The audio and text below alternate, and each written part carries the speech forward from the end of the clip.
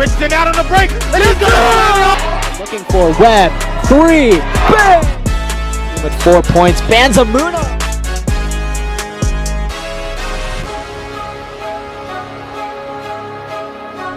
Eureka College Basketball is brought to you by City Blue Technologies in Peoria, an Epson dealer serving Central Illinois with sustainable office printing solutions.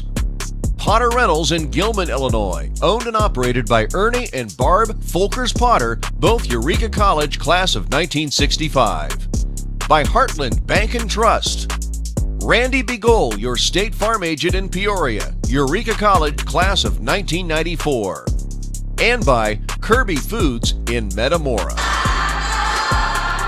It's Wednesday night. We're live in Eureka, Illinois, as both the men's and women's basketball team get ready for their third to last game of the regular season.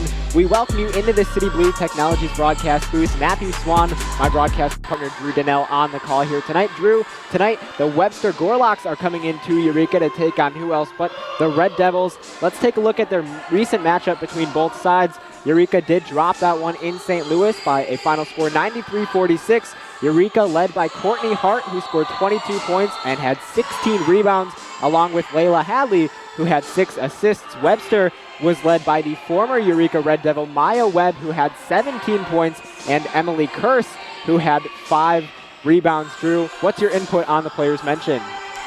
Well, definitely it's going to be a tough game guarding Maya Webb. We saw what she's capable of when she was with us last year, and she led the way into that deep playoff run for the SLAC tournament. Now, if we actually take it back to the last game that the Red Devils played in MUW, what a game for Kayla Collins, 32 points. However, she had 4 turnovers, and that was kind of the name of the game when Eureka played in Spalding in St. Louis, or excuse me, Kentucky. That was the problem was the turnovers. We had about 17 to 14 turnovers, and even if you have more than 10 turnovers in a game, I mean, it's just tough to really win a game when you're digging yourself into a deeper hole. So that's going to be really the main focus in this game today. Also, with Courtney Hart coming back, this game is also a huge plus. Now, that's not to discredit Brooklyn Bowman. She did a phenomenal job of really filling in for that role and grabbing rebounds. But obviously with Courtney Hart, that is a big plus for the Red Devils today. To even further add on to turnovers, Eureka had 37 of them against Webster in St. Louis. Webster only 14. The funny thing is, Webster scored 35 points against Eureka's 37 turnovers. That means they scored almost every single time the Red Devils turned the ball over except one.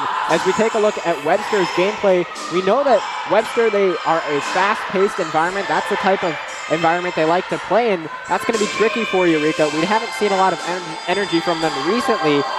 They also like to attack the rim, so we're going to have to be a little bit more clean on defense. And almost like every other opponent that Eureka has played, this Gorlocks roster has a lot of depth to it, so expect to see a lot of player rotations. Drew, any final remarks?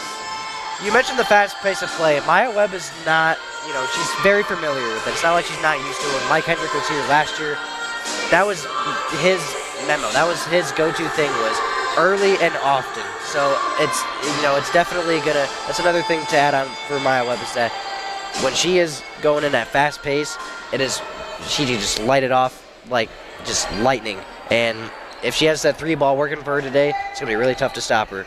As always, it'll be fun, it'll be competitive. That's all we have for you on the pregame side of things. Stay tuned. We'll be back right here on ECTV live from the City Blue Technologies broadcast booth. Welcome to Metamora Kirby Foods. Metamora Kirby Foods is 100% employee-owned and operated. Explore our full deli, meat department, and wide selection of grocery items, including Kirby Foods' signature brand. And you can save even more with the Kirby Foods Rewards app. Metamora Kirby Foods prides itself on being a valued part of the community. Shop hometown proud at Metamora Kirby Foods. Did you know toner powder is actually powdered plastic, and Americans consume 100 million pounds of it each year? Epson Workforce Enterprise AM series printers are powered by simple, smart, and clean precision core technology, doing away with waste-making laser printer designs and parts that end up in landfills, so you can experience less wasting, more saving. Your Epson Business First partner is City Blue Technologies in Peoria. Eureka College's official partner for sustainable printing. State Farm helps make renters insurance simple. Our agents are dedicated to understanding your needs to help you choose the right coverage. Call State Farm agent Randy Bagoli in Peoria today. With State Farm Home Insurance, you can get the help you need from a local agent if things get complicated, and from our easy-to-use app whenever you need it. Call State Farm agent Randy Bagoli in Peoria today. Passion's love. Passion is love for what you do. Because I think when you face challenges, it comes down to how much you want it and how much you love it. Passion is what keeps you going forward. Seeing so many people that were like-minded and so hardworking in their sport and academics, being surrounded by like-minded people makes you want to be more passionate. I think it pushes you to a different level that maybe you didn't think you had, and you can do the best of both worlds and love all of it.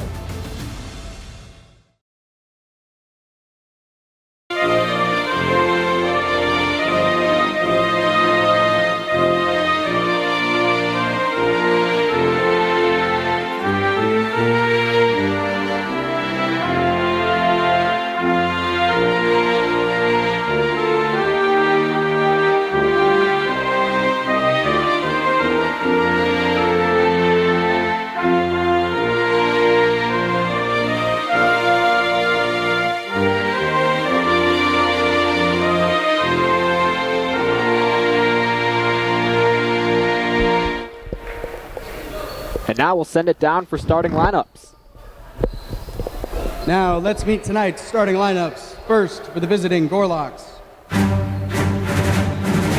Introducing first, the senior guard out of Omaha, Nebraska, number 2, Claire Williams. A junior guard out of Kent, Washington, number 5, Kamila Nolan. A senior guard out of Indianapolis, Indiana, number 20, Maya Webb. A freshman wing out of Broken Arrow, Oklahoma, number 22, Peyton Dolan. And a junior forward out of St. Louis, Missouri, number 41, Megan Illingworth.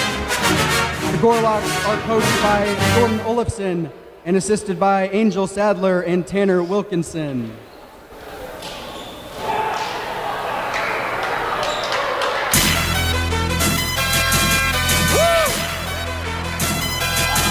Now let's meet tonight's starting lineup for Eureka Red Devils. Look, I be riding through my old Introducing first, the sophomore guard out of Chicago, Illinois, number 1, Miracle Armstrong. A sophomore guard out of Los Alamos, New Mexico, number 3, Abigail Martinez. Look at me up now. A junior guard out of Indianapolis, Indiana, number 5, Layla Hadley. A freshman guard out of Fort Worth, Texas, number 12, Kayla Collins. And a freshman forward out of Washington, Illinois, number 30, Brooklyn Bowman. The Red Devils are coached by Isaiah Pace in his first season and assisted by Jamie Eason. All right, there you have it, the starting lineup for both sides. And Drew, an interesting move by Coach Pace as he decides to not start Courtney Hart. Yeah, we mentioned this is her first game back in a couple of weeks. Don't really know why she was out, if she was injured or if it was for personal reasons, but in that time, Brooklyn Bowman did a masterclass of a job filling in and getting rebounds in place of Courtney Hart. So it'll be Eureka in the white uniforms, Webster, and that looks like a very dark blue, maybe even black and yellow. It's Bowman for Eureka, Illingworth for Webster in the center, and it's going to end up in the hands of Nolan for the Gorlocks. She immediately goes up with the left hand, no good, and Armstrong grabs the rebound. Good defensive stop to start things off.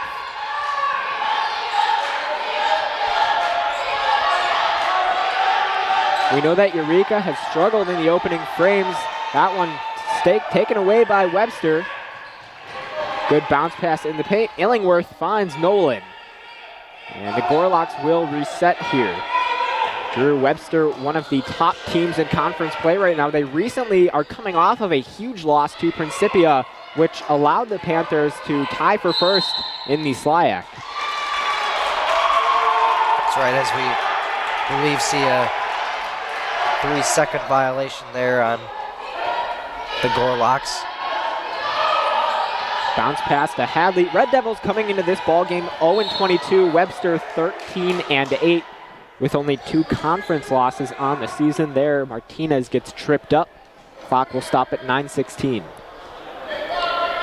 Speaking of starters for the Red Devils, Raylan Brown, another one of the roster members for Eureka, who began to start in the early stages of this season, and it seems like she hasn't really gotten a lot of starts recently.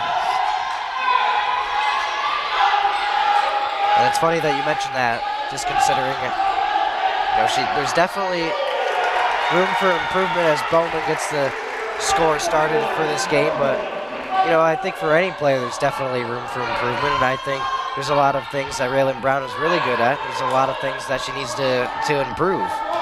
And I think that she was, you know, one of the more consistent players that we had when she was starting a lot of games. Webb gets fouled, and she will be sent to the free throw line in hopes of getting Webster on the board. Eureka College basketball is made possible by City Blue Technologies of Peoria, Epson distributor serving Central Illinois. City Blue offers Epson Precision Core heat-free printing as an alternative to laser printers. City Blue was founded in 1968 and serves more than 5,000 active customers. Learn about sustainable printing solutions from City Blue Technologies at citybluetechnologies.com. So Webb coming in from Eureka College. She transferred to Webster during the offseason as Eureka's former head coach Mike Hedrick left, and we see that a lot when a head coach leaves. Some players who have a close connection with the coach tend to travel or transfer as well. Collins' pass is deflected. Webb able to receive the basketball, and she will start to push the pace. Kicks it out, ball in the hands of Dolan, and Illingworth will grab the basketball and a nice clean finish to put Webster on top.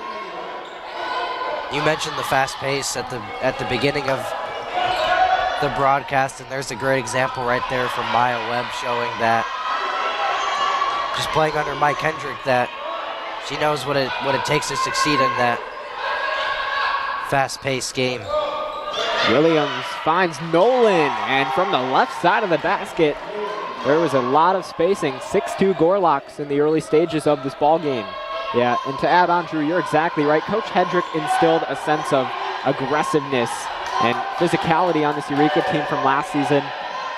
And we know Maya Webb is has been one of the better offensive players Eureka's seen in quite some time, and that talent has definitely carried over to St. Louis.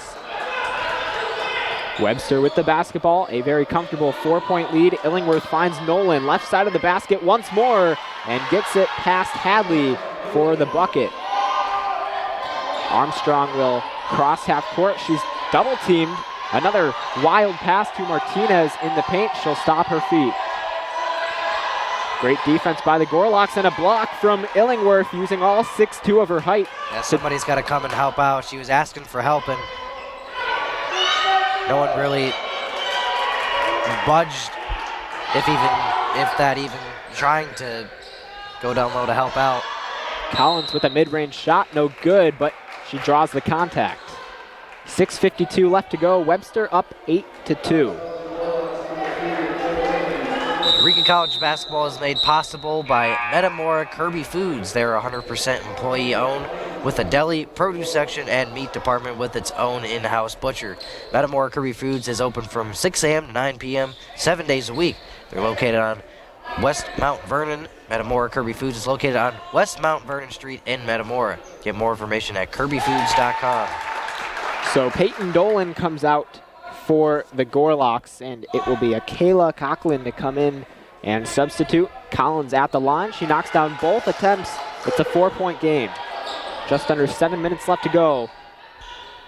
And in the last game that the Red Devils played against MUW, Kayla Collins was just about automatic from the free throw line as she made 14 of her 16 free throws in that game, which really propelled her to that 32-point outing.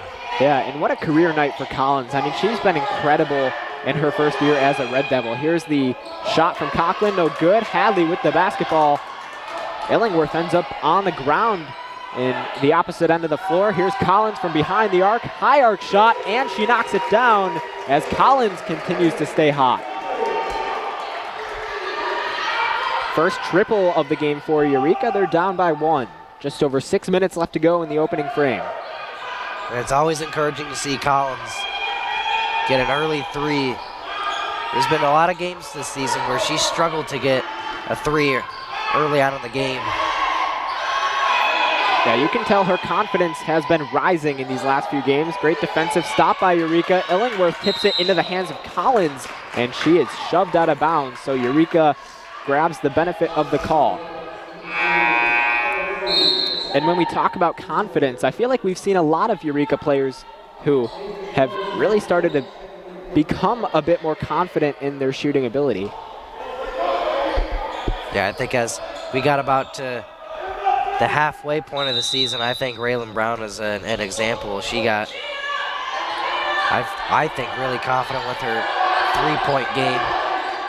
Took her it was a little bit of a slow start in the beginning of the season for sure, but she just definitely seems like that she has gotten a lot more mature as the season has gone on.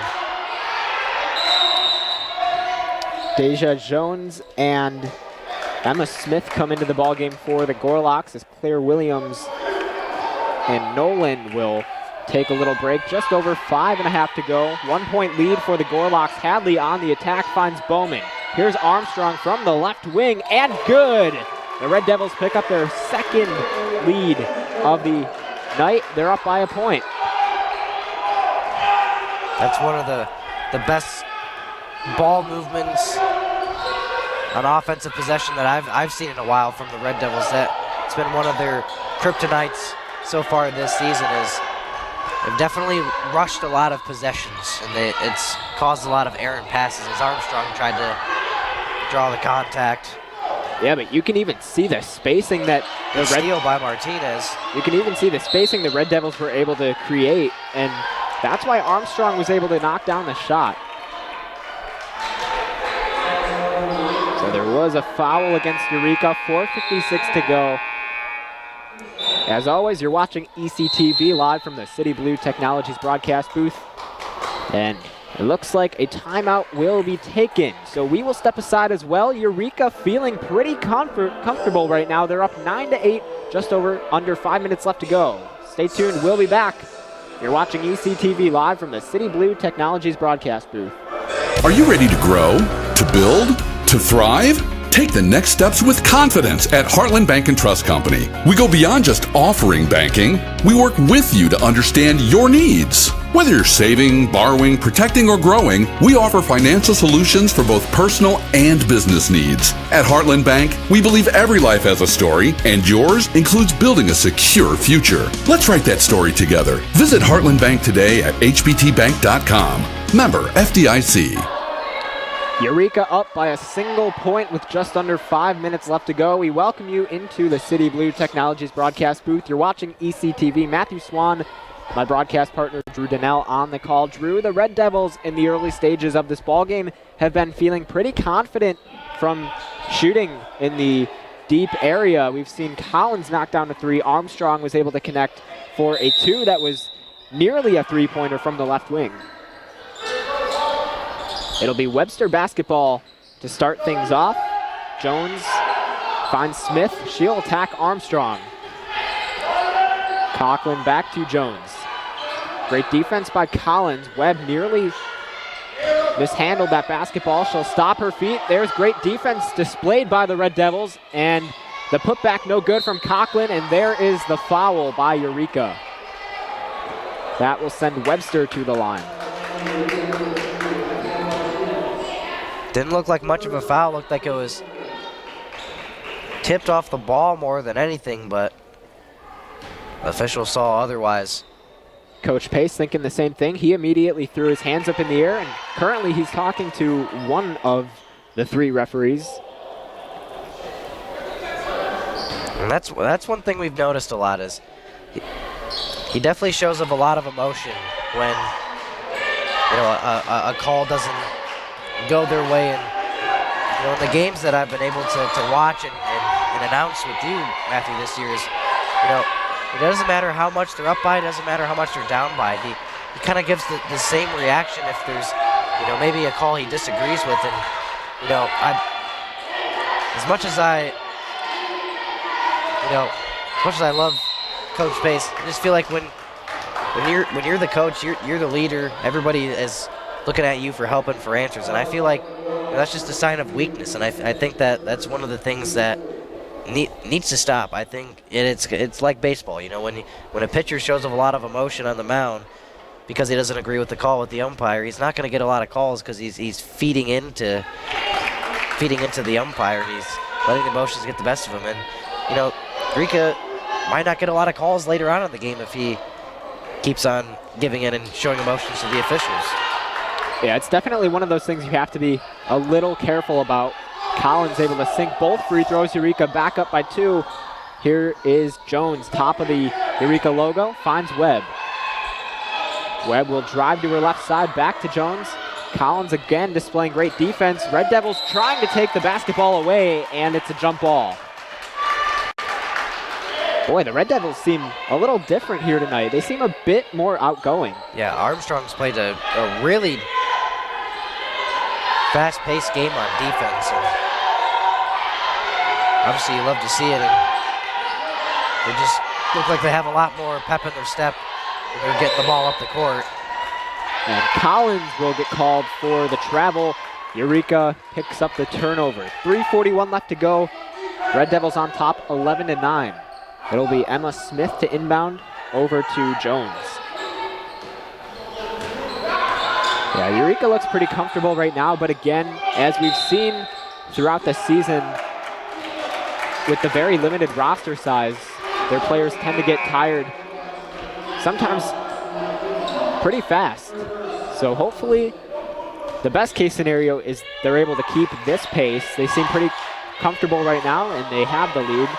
Worst case scenario, they start to lose some of that energy, and maybe in the 3rd or 4th quarter, they start to fall off. Armstrong able to keep possession here, standing beyond the right wing. 13 on the shot clock. Armstrong going to work, picks up her dribble. That shot attempt nowhere near being good. And it's Emma Smith on the attack. Good Euro step and just flings it up there. No good. But she will be sent to the free throw line for 2. Yeah, that's a shot attempt if you're Armstrong. That's just one that just should never happen. It should never be a thought to even shoot that. I mean, you got 3 defenders down low in the paint clogging up the lane as they should. And, I mean, that's just trying to draw the and one, and a very unlikely and one. 2-point game, just over 3 minutes left to go, and it's Emma Smith at the line.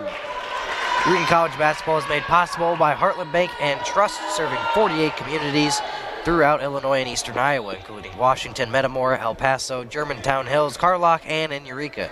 Their main branch is on Main Street, downtown, and their drive-up and ATM is nearby on Center Street. You can find Heartland Bank and Trust anywhere at htmbank.com. Smith goes 1 for 2 at the line. Eureka still with the lead. Martinez finds Armstrong over to Collins. She'll go up for 3 from the right corner, nearly knocking it through, but no good. Here comes Smith on the other end. Fast attempt at the basket, no good. Boy, I'll tell you what, both teams are strategically planning the fouls that they're earning right now. Eureka has been pretty good. That's how they've been able to add a couple more points to their point total, and Webster doing the same thing, just trying to tie this game back up, potentially grab the lead. And Emma Smith will do that to you. She is one of those players that gets downhill, she's physical, and she will get as many chances at the line as she could. Eureka subs out Hadley and Newton will enter the game. But before Smith takes another pair of free throws, there is another timeout on the floor. We're going to keep things here. Eureka up by a point. Just under 3 minutes left to go. Drew, I think the Red Devils have been pretty fortunate right now, as Webster, in a few of their different free throw opportunities, they've only gone 1 for 2. Yeah, and they're fortunate that Webster hasn't really done all that well down low in the paint. They've missed a lot of their layups, and like you said, they've missed a lot of their free throws. And, you know, really, I think the Red Devils are fortunate that they're not down by 10 right now. It could easily be a lopsided, it could have easily been a lopsided game early on, but, you know, credit to the Red Devils for hanging by a thread and really making it difficult for the Gorlocks to get down low. Yeah, and as a reminder, Eureka is going up against the team who is tied for first place in the SLIAC standings right now. Webster and Principia with the same exact record. In the 3 spot, it's Westminster, who is 7-12 overall, 7-4 in conference play. And there's Smith again missing on an opportunity, and again going 1 for 2. Tied ball game, under 3 minutes to go. Red Devils basketball. Armstrong controlling the pace. And there's another foul, this time I believe that's against Grace Hupp for the Gorlocks.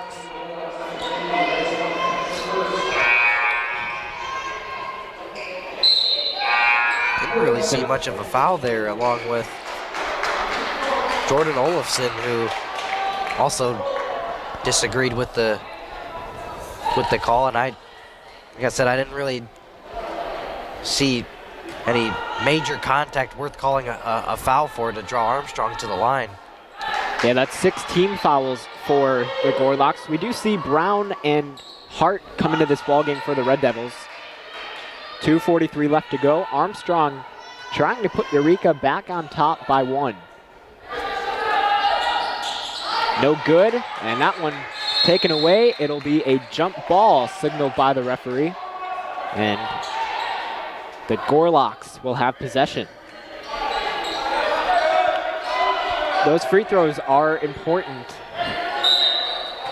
as we know. Hupp inbound. And especially when you're going up against the #1 team in the conference and you're trying to get your first win of the season and make it a competitive game. Right past Raylan Brown, and the 2 points for Deja Jones. Webster on top, 2-point lead. Armstrong again, and she steps out of bounds. That's the 3rd time we've seen Armstrong drive baseline, or near the sideline at least, and that's a tricky play because she's really cornering herself and limiting herself to not a lot of opportunities. But saw the replay right there.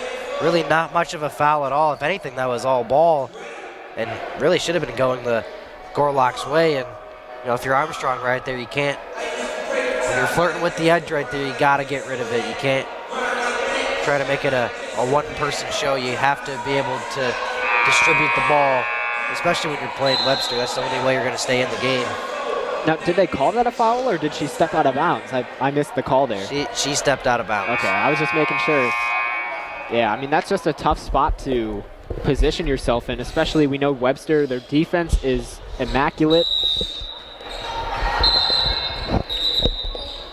Webster started to inbound. There's a whistle on the floor, so we will reset here. Looks like Collins will come back into the game for the Red Devils.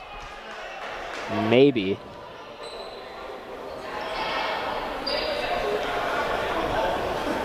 And it looks like Coach Olafson for Webster didn't want Eureka to get that substitution in, but they make it happen. This one kicked out. Here's an attempt for 3, and Emily Curse knocks down the triple. Webster up by 5.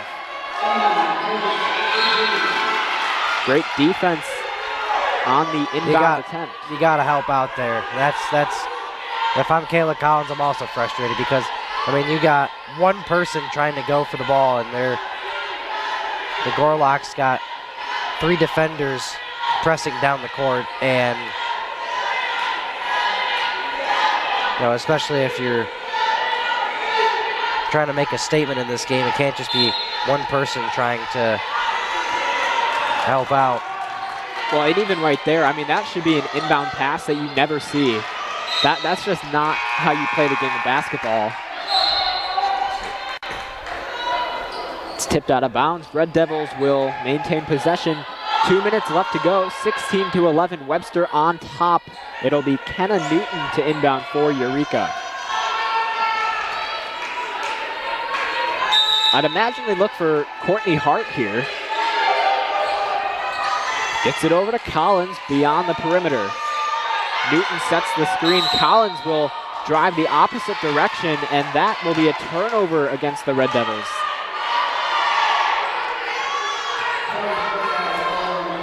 Might have been I didn't really see much. Might have been a blocking foul on Courtney Hart. I saw Olafson talking to the nearest referee, talking about possibly Hart not keeping her feet still and shifting and wanting an illegal block. Yeah, and we're at the point in the season where I feel like every single player should know to do a little bit better in that aspect. This is game 23 of the regular season, and there are mental mistakes being made that shouldn't be present. And another call that very, very questionable. Brown looked like she again got all ball. And even that, it looked like maybe not even all ball at all, just lost it. That will send Hupp to the line. Just under a minute and a half to go. Webster with the lead. Eureka College basketball is made possible by Randy Begold, a State Farm agent in Peoria. Randy graduated from Eureka College in 1994. He played basketball, tennis, and was also a member of the TKE fraternity. Randy has been serving State Farm customers since 2001. His office is located at the corner of Knoxville and Forest Hill in Peoria. You can also reach him at 309-322-8150 or at randybegold.com. That's Randy, BEGOLE.com. Collins in trouble. She picks up the dribble, and that pass is saved inbounds by Armstrong. She will be guarded by Coughlin. Armstrong on the attack at the rim, no good. Hupp with the rebound, and Hart fights for the basketball. Another jump ball. It'll stick with the Red Devils. Drew, they did it again. They only had one player. I'm talking about Eureka. They only had one player ready to receive the basketball on the inbound. Yeah, that's... urgency has definitely been, and the lack of awareness has definitely been one of the main things that have hurt the Lady Red Devils, is just not really having a sense of the situation in the game. You're only down by 7, and you're definitely not out of it yet, only the first quarter. And really decision making hasn't been the best either when it comes to when to pass it, when to hold on to it, try to drive down low, and when to take shots. Yeah, we ask ourselves so many times in a ball game, where has the separation started to form? Where is that point difference start to expand a little bit? And it's happening right in front of Eureka's eyes right now. They were on top for a majority of this first quarter, and that lead, of course, started to slip away. And Webster doing a great job at generating opportunities at the free throw line.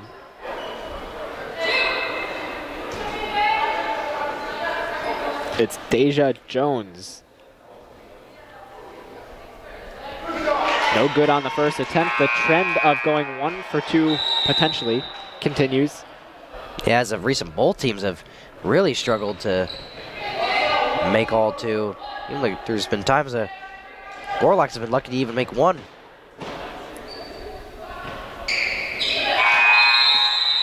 (19-11), Gorloks lead it, just under a minute to go. It'll be Eureka basketball. So Hadley and Collins start to space out. Martinez finds Hadley.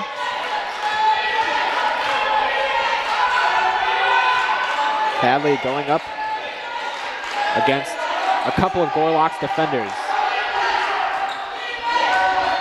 Good find to Hart in the paint, nearly lost it. It's stripped, and Webster comes up with it.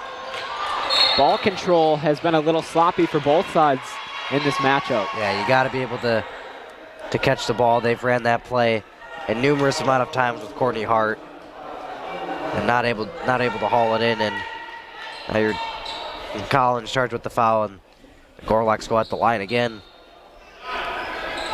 9 fouls in the opening quarter against Eureka. That's a lot. That's probably the most we've seen from them in a single quarter all season. Oddly enough, Layla Hadley is still not on the score sheet yet. We usually see her score early and often.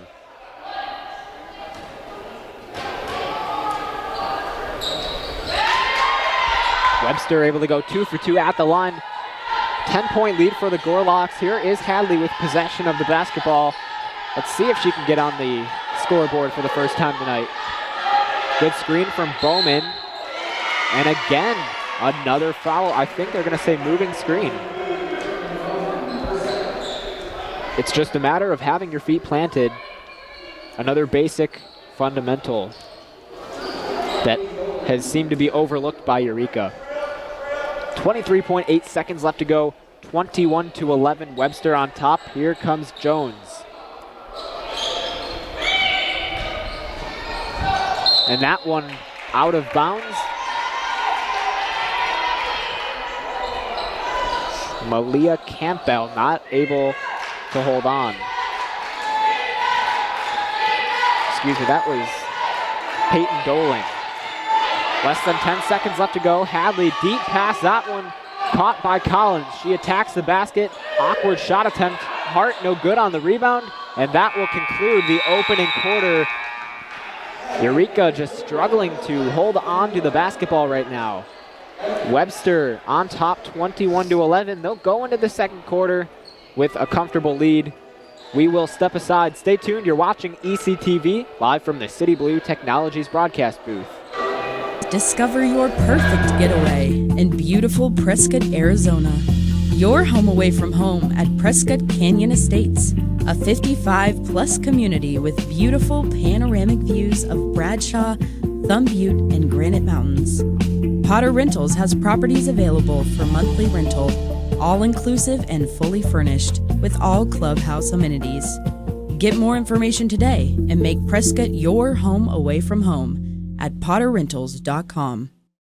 Welcome to Metamora Kirby Foods. Metamora Kirby Foods is 100% employee-owned and operated. Explore our full deli, meat department, and wide selection of grocery items, including Kirby Foods' signature brand. And you can save even more with the Kirby Foods Rewards app. Metamora Kirby Foods prides itself on being a valued part of the community. Shop hometown proud at Metamora Kirby Foods. We welcome you back into the City Blue Technologies broadcast booth. We are live in Eureka, Illinois. Webster with a comfortable lead. Here you are watching ECTV. Matthew Swan, Drew Donnell on the call. And it will be Webster basketball to start things off. Kamila Nolan looks to inbound to Jones.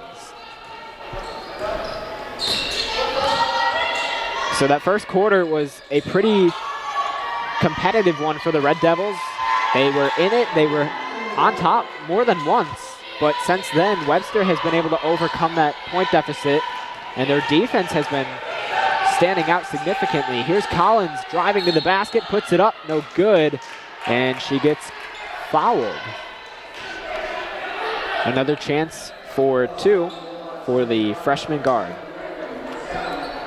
Eureka College basketball is made possible by Potter Rentals of Gilman, Illinois, owned and operated by Ernie and Barb Folkers Potter, both Eureka College class of 1965. Potter Rentals offers both residential and commercial property rentals, including vacation rentals in beautiful Prescott, Arizona.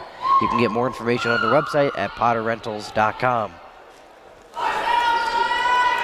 Collins, who is playing in her 16th game this season, has really stepped up. We already touched on her career night of 32 points recently on the road. And since joining Eureka, she's become their top scorer. She's averaging almost 13 points a game. Webb on the attack, finds some space, off the glass, no good. There's the offensive board, kicked out.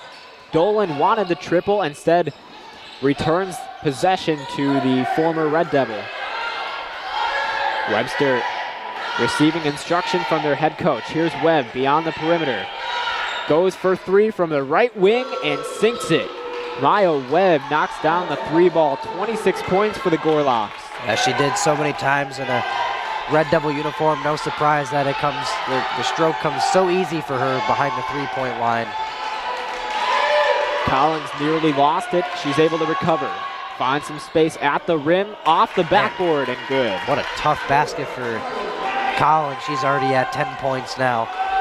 See, and that's the thing. Collins understood and understands that when she nearly bobbled that basketball, she still had some time on the shot clock. There's a good steal by Eureka. Martinez will slow things down and find Hadley.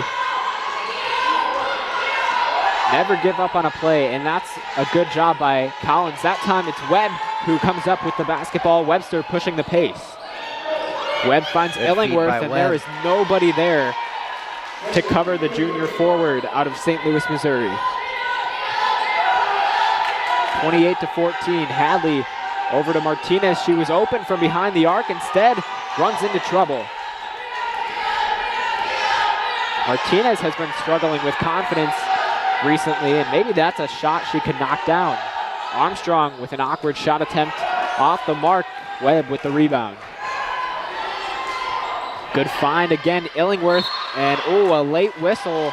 Bowman could have had the block instead. Illingworth will have a chance for two. Yeah, we've seen a couple of late whistles so far in this game, and I always been under the impression, I think if you're going to call a foul, it's got to be right away. I feel like when you call it late, it just shows you kind of had to take a guess or think about it. Yeah, and some coaches don't like that. Illingworth at the free throw line, the leading scorer for the Gorlocks. But you were also talking about how, you have to respect a person like Kayla Collins who really goes down there into the paint with no fear. And I was about to hit on the same exact thing. You almost have to really give her a lot of credit for doing that because she's only 5'5", so definitely not the biggest person out on the court, but throughout this whole season, she's definitely been a person where height does not matter for her. As Webb knocks down another bucket. Yeah, a little back and forth action between a couple Gorlocks players, and that will give them another 2 points. They are really starting to pull apart here in quarter number 2. Collins starts to dribble, goes to her right, fires, and she's too strong. Rebound taken away by Nolan, and there's a foul on the backcourt. Clock stops at 7:10. I feel like this Red Devils offense, it almost just seems like their mindset is that they're down by 18 and they feel like they need to get points off right away. And I think you can at least take a little more time than that. Really try to regroup. You don't really try to.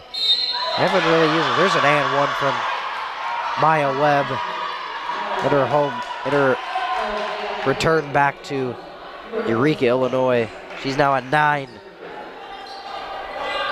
Yeah, that's something we've seen from Eureka quite often too. They feel like they have to knock down, almost like they need a single big play to win the whole thing, but that's not the case. There's 7 minutes left and we're only in the second quarter.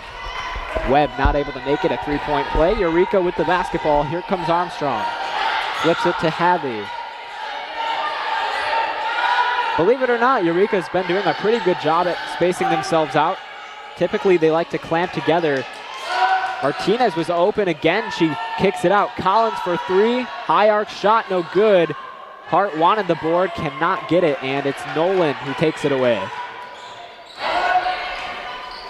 6.5 to go in the first half. Here comes Maya Webb.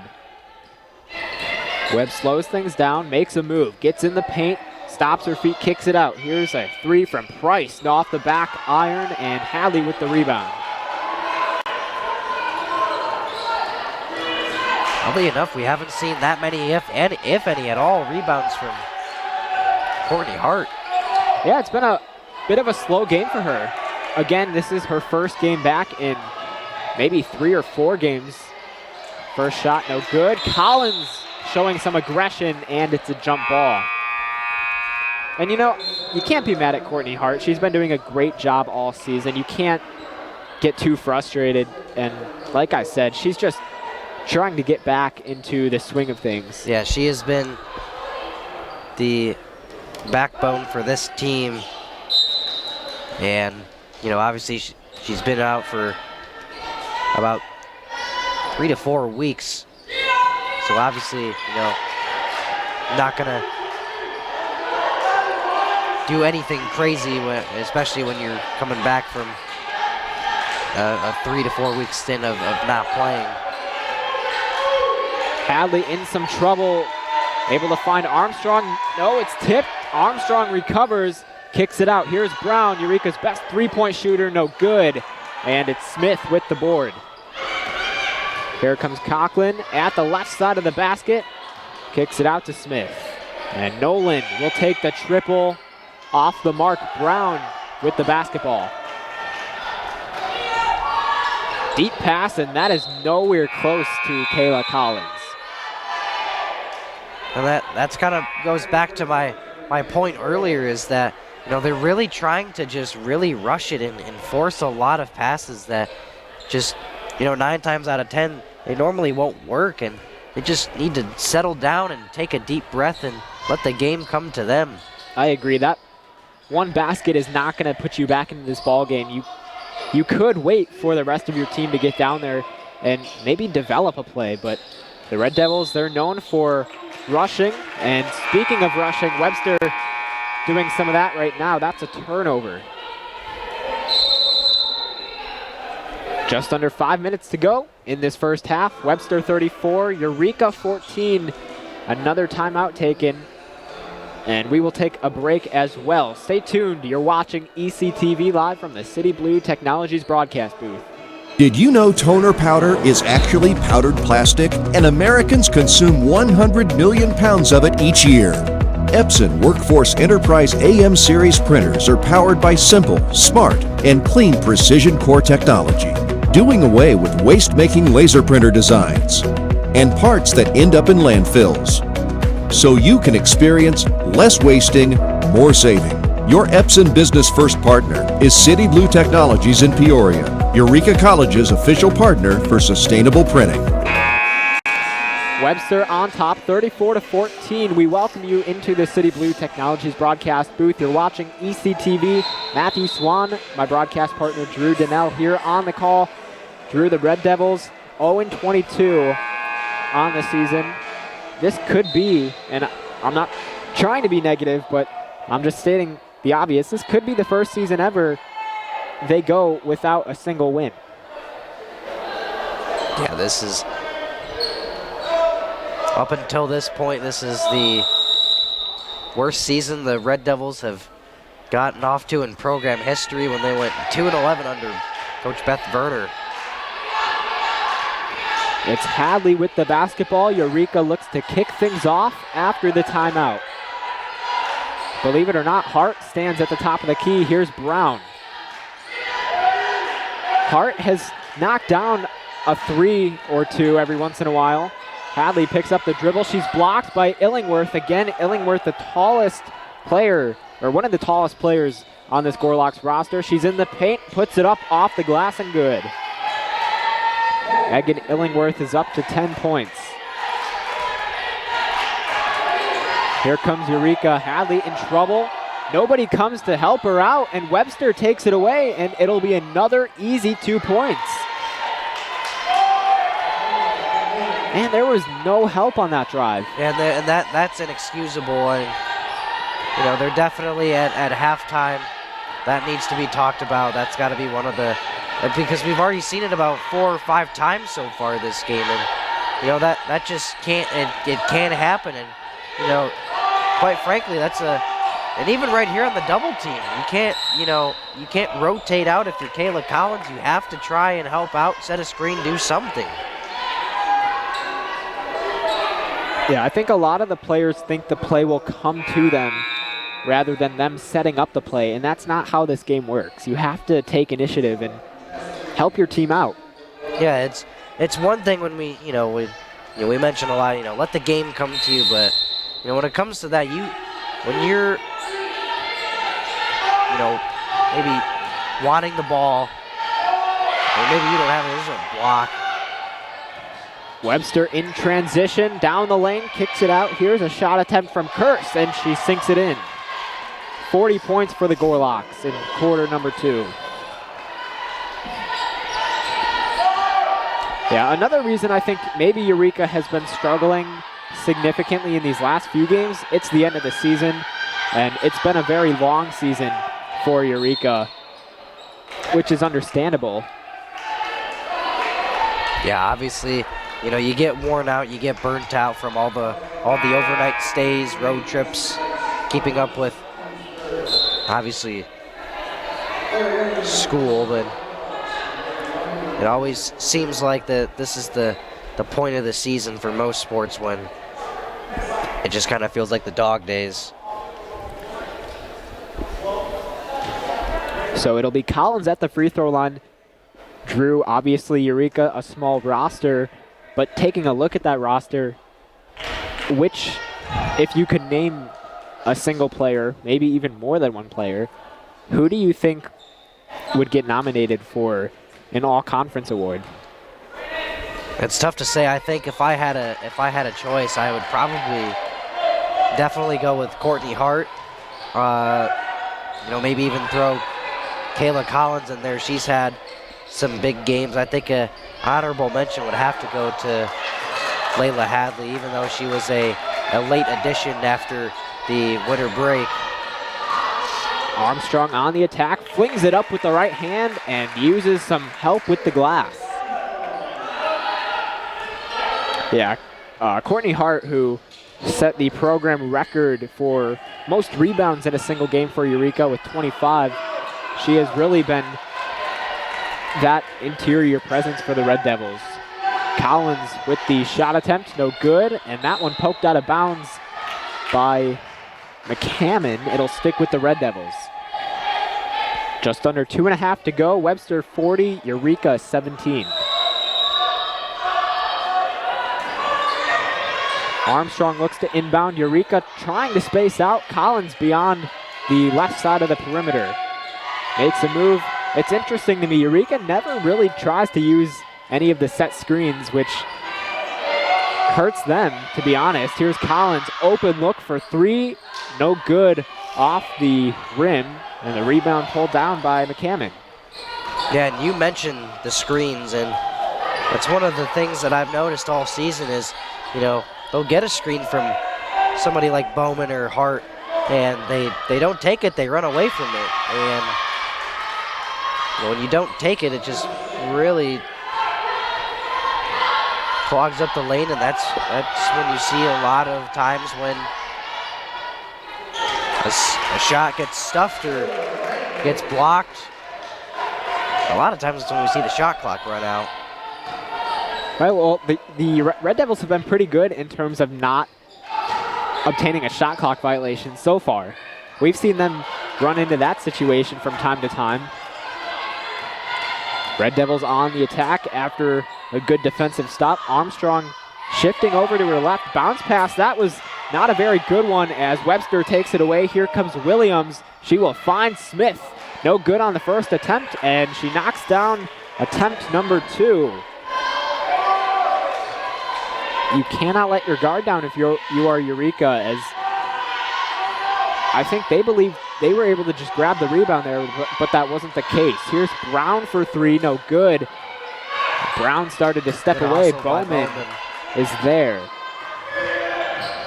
And some miscommunication. Hadley tried to cut inside the perimeter. Brown threw it out of bounds. So another turnover against the Red Devils and another timeout by Eureka. 42.6 seconds left to go. Well, I guess they're not going to call a timeout. It looked like they were starting to drive to their bench a little bit. Here comes Webster. Williams will direct traffic. Webster has been doing a great job at rotating. Williams with the left hand gets that one to fall through. Less than 30 seconds to go. Awkward pass. Armstrong is there to recover. Eureka will have one more chance here. Armstrong way off to the left. Bowman somehow saves it, but McCammon receives the inbound from Bowman. Here comes Webster in the paint, and that should be a charge. And it is. Great job by Martinez to take the hit. Yeah, throughout this whole season, Martinez has definitely taken her share of really big hits. Not a lot of them have been called, oddly enough. She's really tried to stick in there and draw the charge. Hadley rushing up the middle of the floor. Bowman, last shot in the second quarter, and she knocks it down. The buzzer beater from Brooklyn Bowman. That'll put Eureka at 21, and the first half comes to a close. Webster 46, Eureka 21. Drew, any final remarks before we take a break? Just really sloppy play in the second quarter. I really liked the first quarter though from the Red Devils, but it was really sloppy in the second quarter. Have to fix the little things. Miscommunication all around. Not really having a sense of where they're at on the floor. Yeah, the fundamentals will have to be cleaned up here by Eureka. Webster with a very comfortable lead. That's all we have for you in this first half. Stay tuned for upcoming quarter number 3 right here on ECTV, live from the City Blue Technologies broadcast booth. State Farm helps make renters insurance simple. Our agents are dedicated to understanding your needs to help you choose the right coverage. Call State Farm agent Randy Bagoli in Peoria today. With State Farm Home Insurance, you can get the help you need from a local agent if things get complicated, and from our easy-to-use app whenever you need it. Call State Farm agent Randy Bagoli in Peoria today.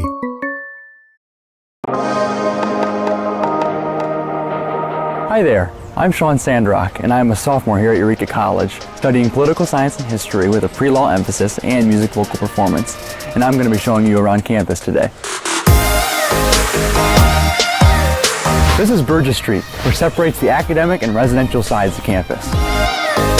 Let's begin our tour here at Dickinson Commons, which is one of our 2 eating establishments here on campus. It's set up like a food court style, which offers substations, a grill station, pizza, and even a home-cooked meal. We also offer lots of vegan and vegetarian options here on campus. This is Burgess Hall, which houses our social science and business classes. It also contains our professors' offices and student classrooms. Built in 1891, Burgess was originally our library, which since has moved across the street in 1967 to our new library.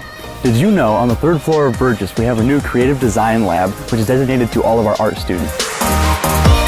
This is Melick Library, which has many resources here on Eureka College's campus, including upstairs cubicles, the gaming room, which is a lounge area, downstairs classrooms, and the Ronald Reagan archives.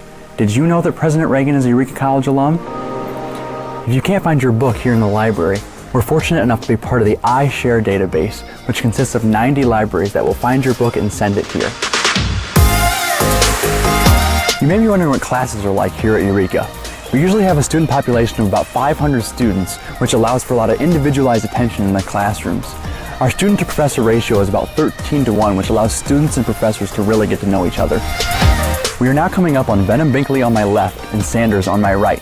Benham Binkley was built in 1917, right at the peak of World War I, and Sanders was added on in 2014 with the use of 100% donations given to the institution. This building was awarded Leadership in Energy Environmental Design, which focuses on Sanders being an eco-friendly structure. These buildings are classified as our math and science halls, which house classrooms, professors' offices, and a few science labs.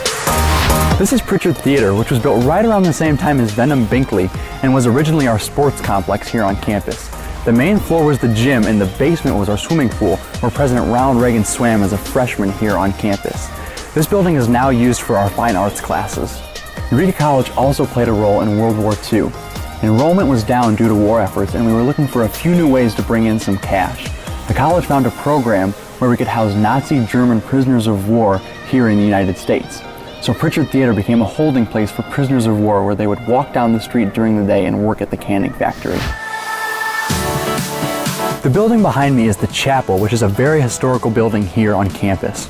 It is home to our music department. Downstairs includes classrooms, professors' offices, and practice rooms. Upstairs, you will find McAllister Hall, which is where many students perform today. This is the stage where Ronald Reagan gave his first ever speech on behalf of Eureka College's student body. This is the hall where President Reagan discovered his speaking ability. In his 1982 commencement address, he stated, "Everything that's been good in my life began here." Our oldest building behind me was built in 1858. Our administration building, Burris Dickinson, includes the President's Office, the Provost's Office, the Business Office, Alumni and Development Office, and some staff and professors' offices. If you look at this side of the building, you may notice some things when we reach the other side. Eureka College was founded in 1855 by a group of abolitionists that belonged to the Disciples of Christ Church. We are still associated with the Disciples of Christ Church, but we are now a multi-faith campus and we welcome all here. Did you know that we were the first institution in Illinois and the third in the nation to admit men and women at an equal basis? Now, if you look at the opposite side of the building, besides the fire escape, you will notice that both sides are exactly the same. This building was here before the town of Eureka had even been established, so they didn't know which way the town was going to expand. So they decided to create two front entrances. This is the Ronald Reagan Peace Garden, dedicated to the life and legacy of President Ronald Wilson Reagan. You will see here a bust of President Reagan, as well as a significantly large piece of the Berlin Wall, which commemorates President Reagan challenging Mikhail Gorbachev to tear down this wall. The garden is a great place to chill out and enjoy the outdoor environment here on campus. Eureka College is the smallest institution to graduate a United States president, which goes to show that all students at Eureka can dream big and fulfill them. We are now looking at the Surf Center, where there are many resources useful for everyone, especially incoming students. This is the Ronald Reagan Museum, which holds over 10,000 artifacts of President Reagan's life here at Eureka. Some were even hand-selected by Reagan himself. The Surf Center also includes the Career Service Center, Becker Auditorium, the Office of Student Life, and our college bookstore. Our final stop in the Surf Center is our second eating establishment here on campus called the Burgoo, named after a stew. The Burgoo is set up more like a store or a restaurant, unlike Dickinson Commons. Some of the students' favorite meals here are cheese sticks, chicken wraps, and Starbucks coffee drinks. While we walk over to the residential side, some students who live close may be wondering, commute or not? About 40% of our students here at Eureka are commuters, which means that all parking on campus is free for all students. Built in 2012, Arnold Hall is our newest residence facility here on Eureka College's campus. These are our most spacious rooms on campus, which is nice when sharing it with a roommate. Arnold Hall consists of 5 wings that each house upper-class residents. Each wing has its own study lounge and larger social lounge with a TV. Every room on campus comes with a bed, chest, desk, bookcase, chair, and closet for each resident.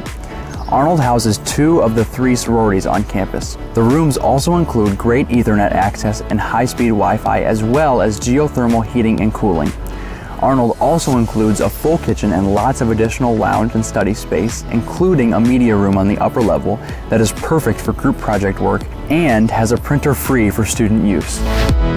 Behind me is Langston Hall, which is an upperclassmen residence facility that offers suite-style living. Langston is co-ed by suite and is set up with 2 single-person rooms that share a toilet and shower in the middle, but have their own sinks in their rooms. It is convenient for upper-class students who would like to live in a quieter environment. Each floor in Langston has a large lounge area with a TV, study, and social space. The lobby area has a couple computers and a printer for student use. This is the Reagan Athletic Complex, dedicated to President Ronald Reagan and his older brother Neil, who also attended the college. Our gym is completely equipped with stadium chairs, which means every chair has a back. We are the only NCAA Division III school to have this luxury. Upstairs, a classroom, some event rooms, and many coaches' offices. The Bonatti Fitness Center is offered free to all students who would like to exercise using machines. Even commuter students have the access to this facility free of charge. Last in this building, our weight room, which is full of new equipment as of fall of 2019.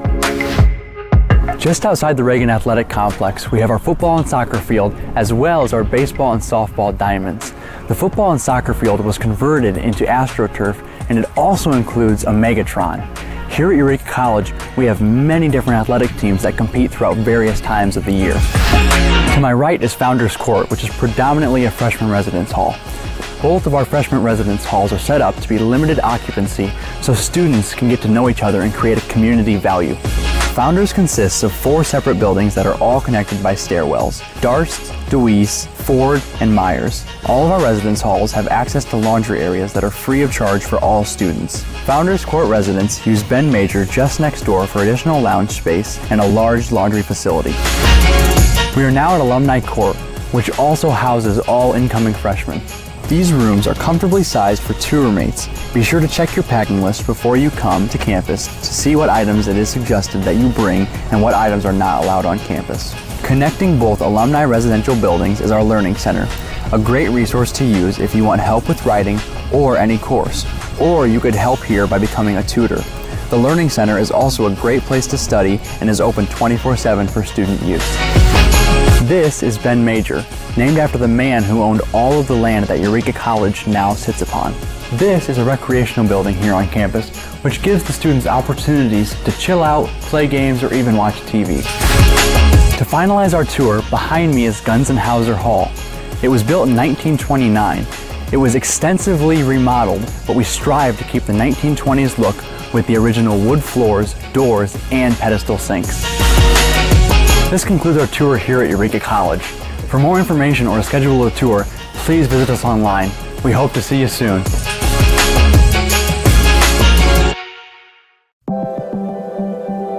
Proportion to me is the lived experience of our Division III student athletes. They balance life from an academic perspective and the rigors of competing at a high level, bonding with teammates and building lifelong friendships. But they also are involved in their communities. They work jobs and internships and volunteer. They've learned to be resilient. Diverse experiences are setting them up for the future. Passion's love.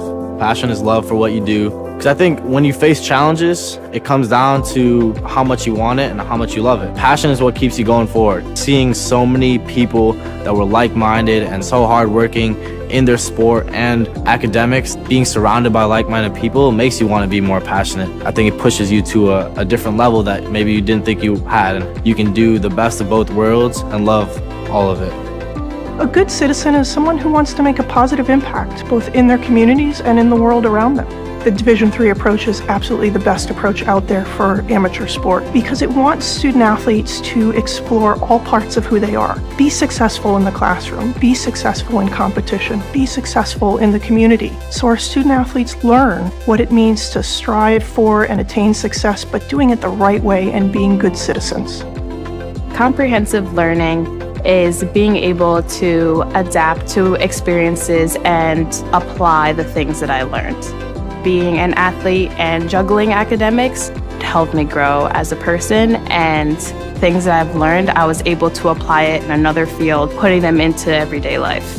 Developing comprehensive learning helped me prioritize certain things to make sure I get to where I want to be.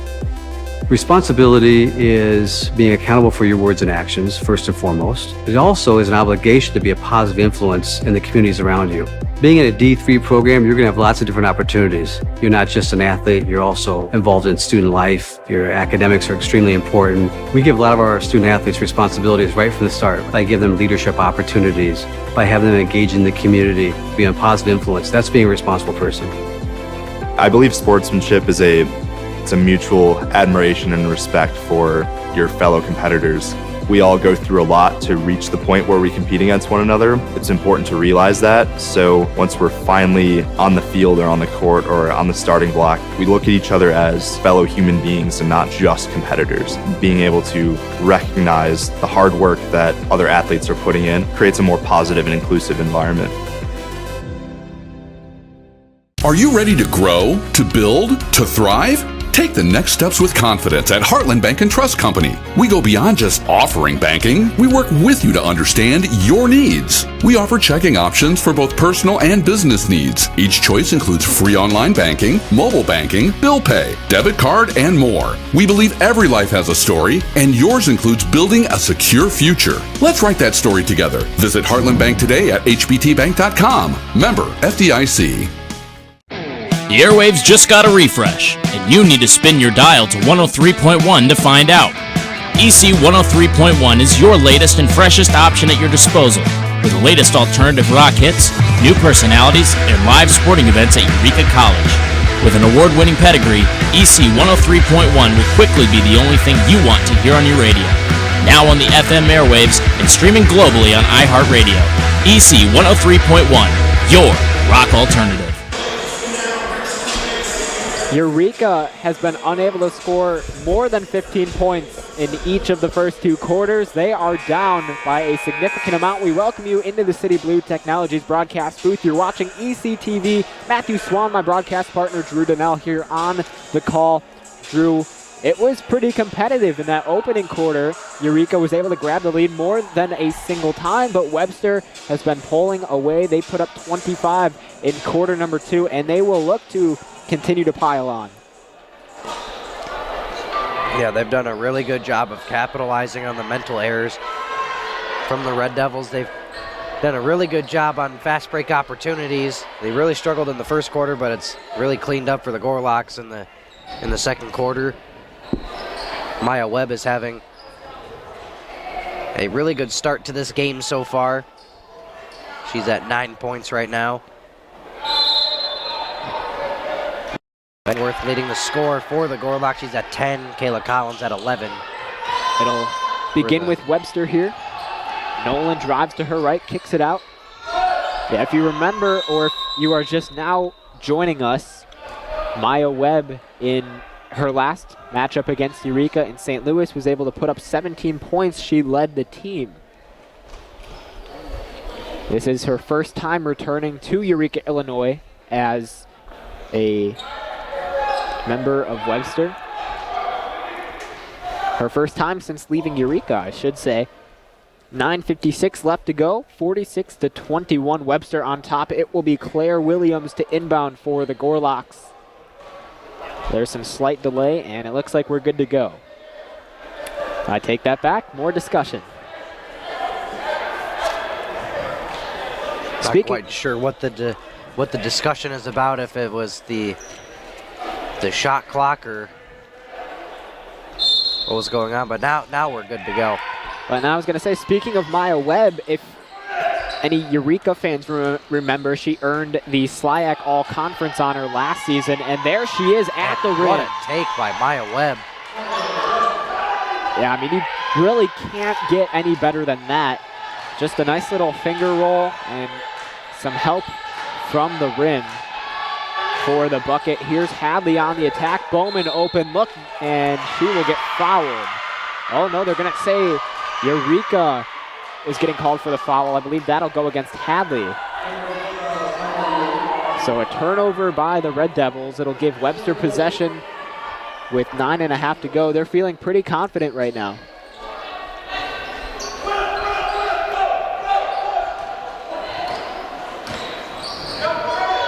Webb beyond the right wing. She will drive inside the perimeter. Kicks it out. Here's an attempt for three. No good from Williams. And Hadley will let that one just roll directly out of bounds. So Webster, coming into the season, they were picked second in the SLIAC preseason poll. They went 24-3 last season and 17-1 in conference play. This year, they're putting up similar numbers. 13-8 overall, 10-2 in the SLIAC. Tied for that first spot with Principia. Collins lost it, and there's a whistle on the floor. 9:11 left to go. Well, we saw that replay just a moment ago. Hadley on the follow through, drawing the charge afterwards, and that's eventually what got called, bringing it the other way. Yeah, she wasn't too happy about that call. We've seen Eureka show signs of frustration pretty frequently. Armstrong recovers. She will be guarded by Dolan. Gets inside the paint, stops her feet, and that one taken out of the hands of Armstrong. She let her guard down. Here comes Williams pushing the pace. Left side of the court, tried to kick it out. Newton displaying great defense, and there is a foul against Nolan. This will be her first trip to the free throw line tonight. as she looks to add on to Webster's point total. Just to put into perspective what the turnover numbers are looking like, because we did mention it at the beginning of the broadcast that Eureka had 37 turnovers the last time that these two teams met. First quarter alone, Eureka had combined for 15 turnovers. Webster just at 9. And I even think just for at 9 for Webster, they are still not happy with that. Oh yeah, and they're a very aggressive program, and they like to set the record straight, and I'm sure that's something that Coach Olafson has talked about, and he wants his team to play clean basketball. He isn't a guy that loves to see a lot of error. Good look by Collins. Martinez for 3, no good. There's the rebound from Webb. Webster has numbers. Webb, Euro step, and she loses it on the way up, but it'll stick with the Gorlocks. 51-21 is the score. 8:19 left to play in quarter number 3. And we talked about setting the tone in terms of Webster's kind of gameplay. Eureka, of course, trying to reset. They're in that development year. They're rebuilding. Here comes Collins on the other end. Good Euro step. She tried to fling it up with the right hand. Way off the mark. Here comes Webster. Good look by Webb. Williams beyond the left wing. Illingworth finds Nolan. That pass was deflected, but Nolan recovers. She puts it up, and she gets called for the travel. I believe Webster thought that she drew the contact, but instead that will be turnover number 10 for the Gorlocks. Well, they might have also thought that she pivoted and didn't move both feet, but officials thought otherwise. So just under 8 minutes to go. And now it goes back the Gorlocks' way as it'll be Claire Williams to inbound. When talking about the Red Devils only scoring 21 points, it's been quite some time since we've seen them put up numbers this low, and you take a look back at their first game of the season. And one for Megan Illingworth. Her and Webb really leading the charge here for the Gorlocks. Yeah, I mean, you take a look back at Eureka's first game of the season, they only put up 33 points, and it shows you that they have grown, and they've definitely gotten better, which is expected.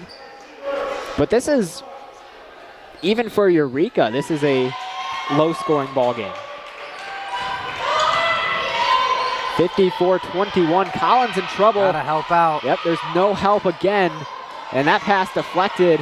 Eureka will probably get called here for a violation, and they do, as they're unable to get it across half court. And there's the significant defense by the Gorlocks coming into play once more.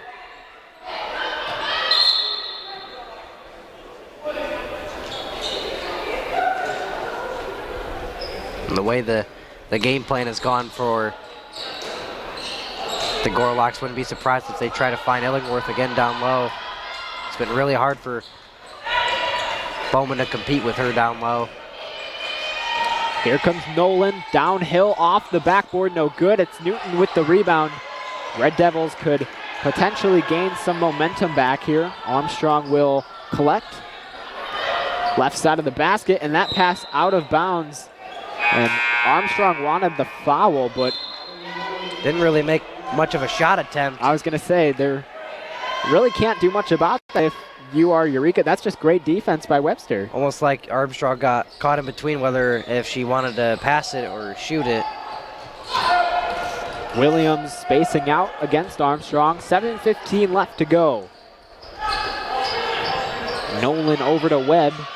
Drives inside the perimeter against Collins at the rim, no good. And the rebound pulled down here by Eureka. They begin to push the pace. Newton wanted the basketball. There's deep. Webb A great at it. Defensive job by Webb, and a foul. That foul goes against the Red Devils. So they just continue to rack up the physical plays. There are 18 fouls in this ball game. And a bit of a different offensive approach for Webb, as if you remember when she was a part of that Eureka basketball team last year, she really made a name for herself from behind the three-point line. This game has been all about driving down low and drawing the contact for the fouls to get her to the line. Really haven't seen that many three-point attempts from Webb.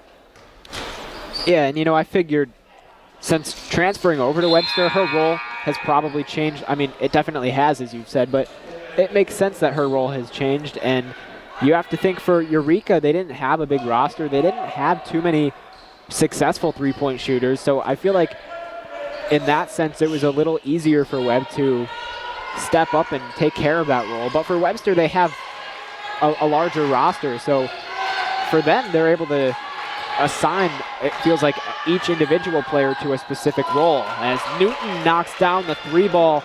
Drew, you and I were talking about Newton's shooting abilities, and she is very capable, as we have seen, from knocking down the three ball. She is, although that she has struggled mightily with her percentages from the field and behind the three-point line, only shooting about 7% from behind the three-point line. Nolan in trouble. Great defense by Newton. She'll have to step out here and reset. 5 on the shot clock, Williams, and she gets called for the turnover. Good pressure there by Newton.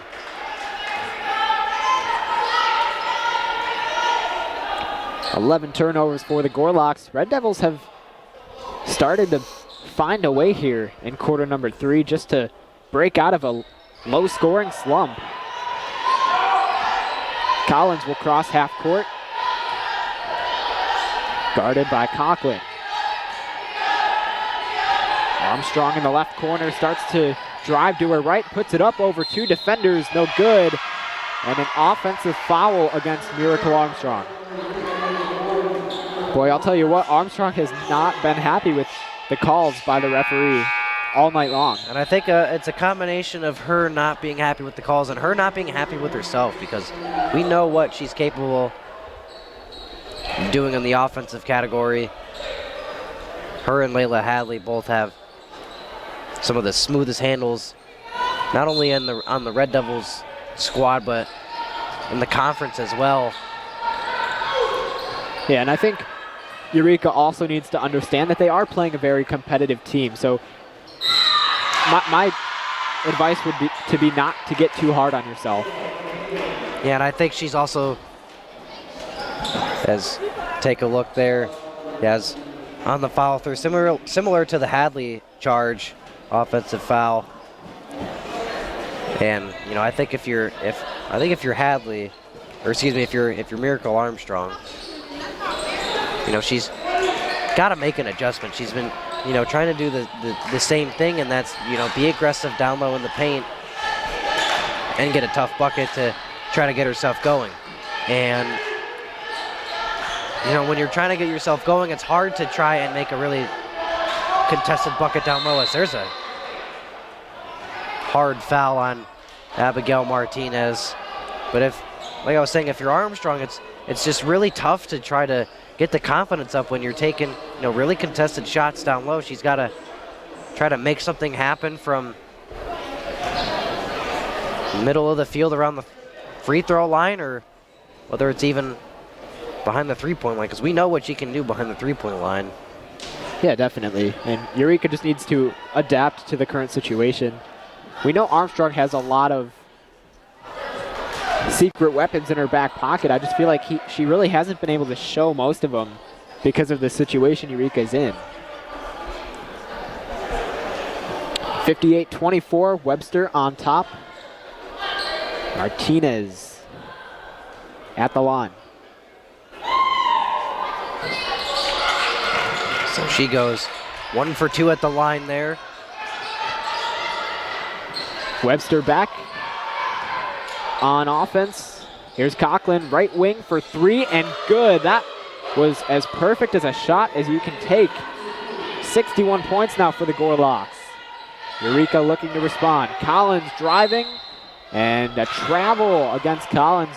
We've seen that from the freshman so many times this season where she picks up her dribble, and I think that's her trying to get into a Euro step type of position, but also trying to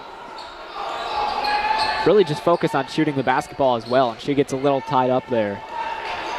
Here comes Jones, right side of the rim, no good, but she draws the contact, and Webster continues to generate opportunities at the line. Yeah, they are Red Devils are really lost, and they're just trying to do their best to search for answers, anything that can help them chip away at this 36-point deficit. Just under 5 minutes to go here in this third quarter. There is a timeout taken on the floor. We will take a break as well. Webster 61, Eureka 25. Stay tuned. You're watching ECTV live from the City Blue Technologies broadcast booth. Discover your perfect getaway in beautiful Prescott, Arizona. Your home away from home at Prescott Canyon Estates, a 55-plus community with beautiful panoramic views of Bradshaw, Thumb Butte, and Granite Mountains. Potter Rentals has properties available for monthly rental, all-inclusive and fully furnished, with all clubhouse amenities. Get more information today and make Prescott your home away from home at potterrentals.com. 61-25, Webster with the lead with just under 5 minutes to go here in this third quarter. We welcome you into the City Blue Technologies broadcast booth. Matthew Swan, my broadcast partner, Drew Donnell. You're watching ECTV. Drew, the Red Devils continue to struggle, and that's really been their main focus all season. They just haven't been able to break through, and as they are approaching their final 2 to 3 regular season games, they will hope to significantly rebuild and start fresh next season. That's right, and you really hope that the recruiting process will go a lot smoother for Coach Pace, as he was put in a really tough position, getting hired so close to when school starts for college. It was a pretty late hire. I didn't even think about that, but yeah, now looking at it, he was assigned this role really close to the start of the 2025-26 academic year. Coach Pace has put a lot of emphasis on rebuilding, as you were saying, and I know I've said this before, he said this before, but he does think Eureka could be a very serious competitor next season. And I would agree with him. It's just a matter of really the target for Pace should be to try to go after transfer students that are trying to continue their last 2 years of school and athletics, trying to go after, whether it's transfer sophomores or transfer freshmen that are trying to look for a fresh new start. And those are the type of people you want, because you want those types of players with that experience and the ones who know what it takes to win. Yeah, and I feel like it's also fulfilling to know that you have players that you know are going to be around for a long time. You want somebody that, you feel confident that will stick around for quite some time. It definitely hurts when you have a player that ends up leaving or transferring that same season. Here's a nice attack for Emily Kurse, and she gets the bucket. She is up to 9 points tonight, 63-25 to score. Red Devils looking for any answer offensively. Collins, top of the key, starts to drive at the basket, puts it up, and good, and the foul. Kayla Collins, who has really started to break out in these last couple of games or so, has a chance for a three-point play. Yeah, she's been making a statement all season that, she's not afraid to go down in areas that most people wouldn't, especially considering the fact that she's one of the shortest players on the court, just listed at 5'5". McCammon on the reception and the transition, able to knock down the 2 points for the Gorlocks as they continue to extend. 3:45 left to go in quarter number 3. Collins kicks it out to Newton. Here's Brown That pass caught by Martinez on the opposite side of the court. Brown again goes up for three off the back iron, no good. And it's Conklin with the rebound. Webster has been really good in transition, again at the basket. And getting fouled is Curse. Another late whistle there. We've seen a lot of those late whistles tonight. I was getting ready to say a nice defensive stop by Eureka, but yeah, like you said, a slight delay in the foul call.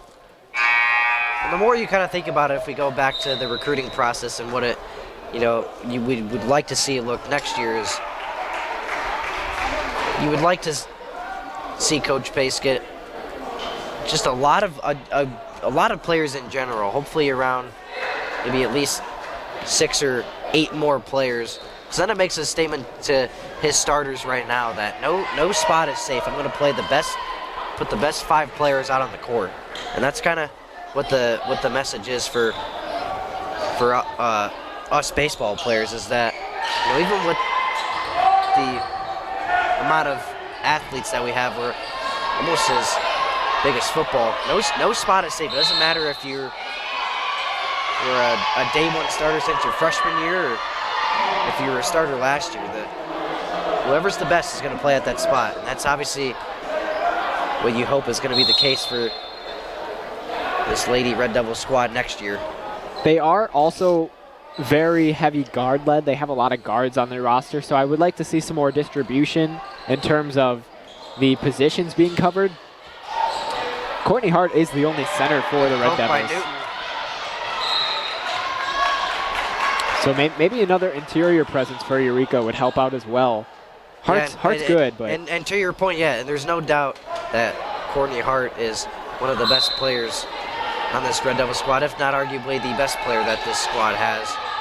We also just want a big center or a power forward that is really good on the interior, can post up, get rebounds, pull up the score sheet.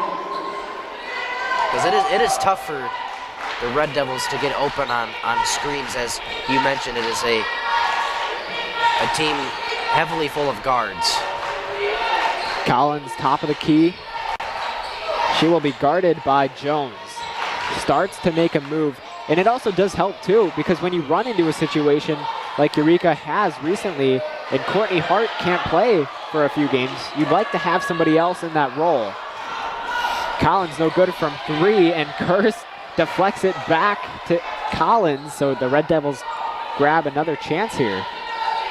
Brown looks to set the screen again.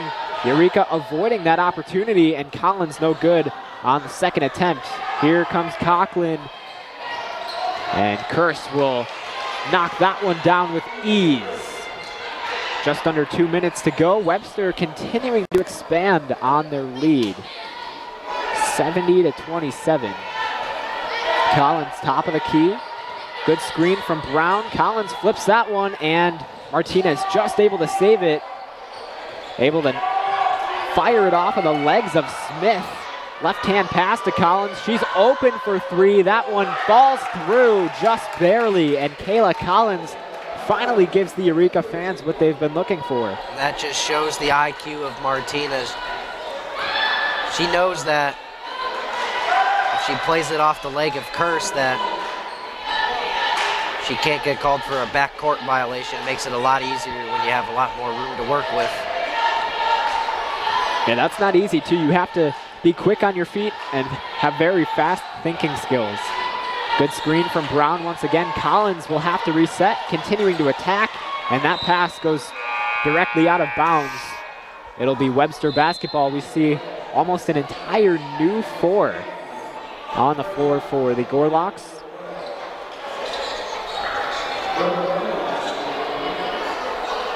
Yeah, Webb comes back out there. She's at 13 points. Having a really good shooting night so far, Webb is. She's 4 for 9 from the field, 1 for 1 from three-point land, and 4 for 5 from the free throw line. Newton drives, fires it up, no good, but she draws the contact. Newton will get sent to the free throw line.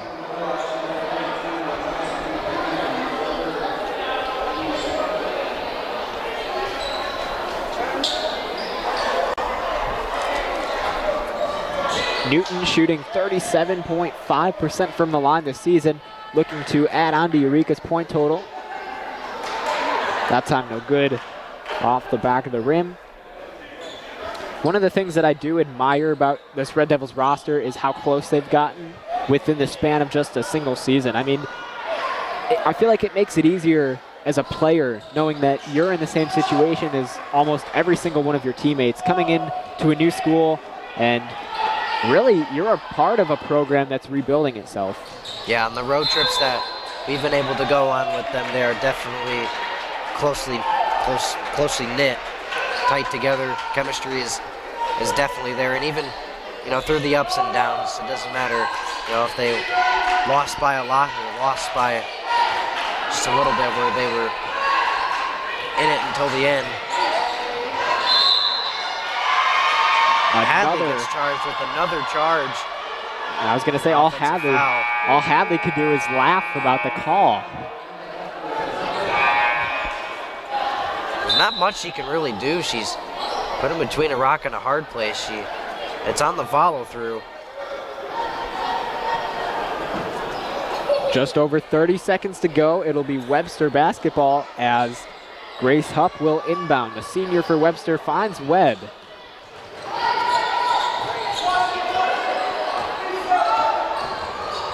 Webb over to Addison Price, who circles around the perimeter, puts it up with the right hand, a little too strong.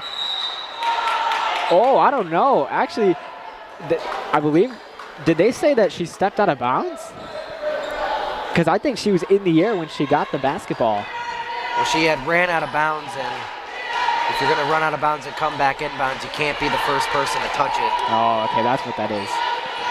Red Devils basketball, 10 seconds left to go. Brown hands it off to Martinez. Red Devils could get out one more shot here. Martinez in trouble, looks for Newton, continues to hold on. 1 second left to go. Newton drives to the basket, and the clock expires. The third quarter comes to an end. Webster able to put up 26 points in that third quarter. The Red Devils again limited to just 10. They haven't been able to score more than 11 in each of the first three. So we'll take a break. Stay tuned for the upcoming fourth and final quarter right here on ECTV, live from the City Blue Technologies broadcast booth. Welcome to Metamora Kirby Foods. Metamora Kirby Foods is 100% employee-owned and operated. Explore our full deli, meat department, and wide selection of grocery items, including Kirby Foods' signature brand. And you can save even more with the Kirby Foods Rewards app. Metamora Kirby Foods prides itself on being a valued part of the community. Shop hometown proud at Metamora Kirby Foods. Did you know toner powder is actually powdered plastic, and Americans consume 100 million pounds of it each year? Epson Workforce Enterprise AM series printers are powered by simple, smart, and clean precision core technology, doing away with waste-making laser printer designs and parts that end up in landfills, so you can experience less wasting, more saving. Your Epson Business First partner is City Blue Technologies in Peoria, Eureka College's official partner for sustainable printing. We're set for quarter number 4. Webster beating Eureka 72-31. We welcome you into the City Blue Technologies broadcast booth. Matthew Swan, my broadcast partner, Drew Donnell on the call. As always, you're watching ECTV. Drew, the Gorlocks will look to close this one out and pick up their 14th win of the season and reclaim that number 1 spot in the SLIAC. Yeah, it'll be exciting to see who's going to get that 1 spot between Principia and the Webster Gorlocks.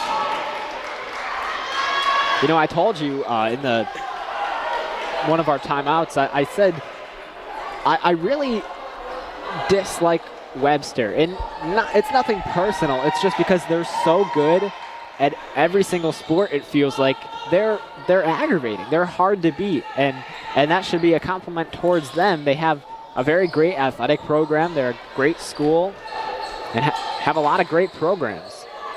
Here's a triple for Dolan from the right wing. She's able to knock that one down. 75-31 the score. Yeah, really good pass by Webb, and a difficult one for her. She almost lost the handle. Webster gets called for the foul. Clock will stop at 9:23.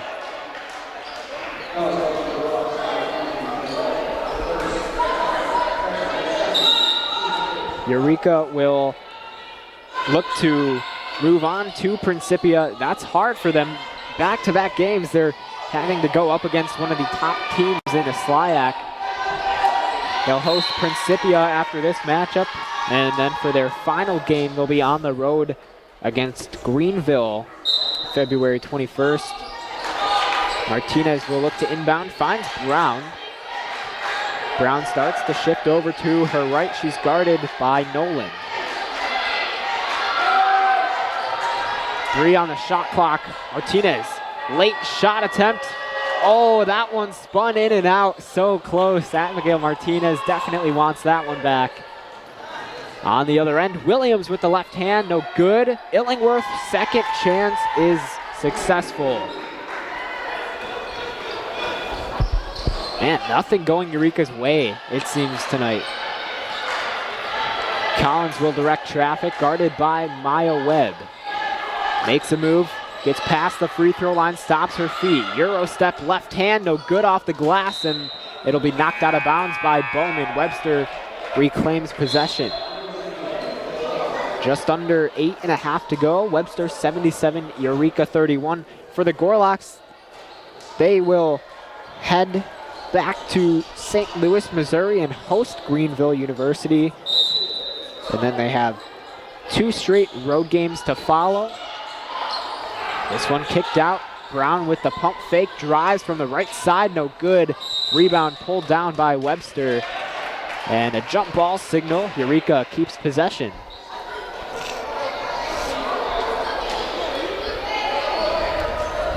I know I keep saying it, but this season has just flown by. So it'll be Martinez to inbound the ball. Brown left wing, good screen from Newton. It's taken away. Here comes Smith, and she will put it up with the right hand and the finish. Webster, 79 points up to this point. Eureka starting to tire themselves out a little bit. Collins continuing to try to get something to work. She fires, no good, and it's Smith pulling down the basketball. Here comes Webster. Can you tell that Webster doesn't look tired at all? And it definitely helps when they've definitely got a very well-depth and deep roster. And they're one of those teams in the SLIAC that can pretty much at any point in time bring out a whole new lineup. We've already seen them make a switch this game where they brought in 4 new people. Collins goes back to work. That pass is tipped by Jones. Here comes Webster once more.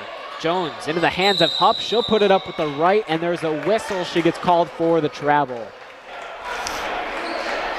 So Eureka will happily take that call as they'll get back to their offensive possession here. Brown will inbound.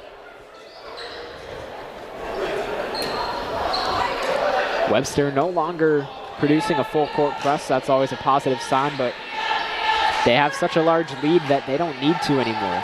Here comes Martinez. Left side of the basket, throws it up with the left hand, no good. Good job by Conklin to obtain the basketball, and here's Smith from the left side, able to knock it down. Drew, you mentioned it. It helps that Webster has a large roster, but boy, they've been so good at getting into transition all night long. Even for their reserve players, they seem to know every single play, every single rotation, and that always helps as well. They're going to call the travel. It looked to be like it was going to be an and one for Emma Smith. And another travel call going the Gorlocks' way, their 3rd straight one.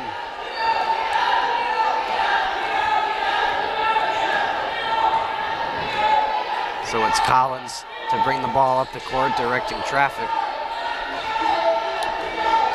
She'll get inside the perimeter, hand it off to Newton, who I thought traveled, and immediately it's stolen by Conklin. Here comes the Gorlocks. Left side of the basket, no good. Offensive board, and it's Hupp, who is there with the putback. You know, as we progress and get ready for the end of the basketball season, our sister station, EC 103.1, announced that they will be broadcasting on the air, specifically the radio, baseball games. Good move by Brown. As you mentioned, obviously very exciting. We tried to get that going last year. Couldn't make it work, but you know, it's awesome to see you and Derek make that happen and get it to work this year. No good on the attempt from Jones. Red Devils in possession here. It looks like Conklin is hurt. She comes up limping, and she was grabbing at that leg. No whistle yet. I'm a little surprised. I can't call it because Eureka's got the ball. Once Webster gets it, yeah, not a good look for the freshman guard, but she will be I didn't get out. a chance to see what had happened because the ball ended up going the other way for the Red Devils so quickly, but yeah, she was in a lot of pain when she came down. It looked like it was that right knee. So we get to take a look here. This is the make by Brown, and did a really good job of staying calm and collected.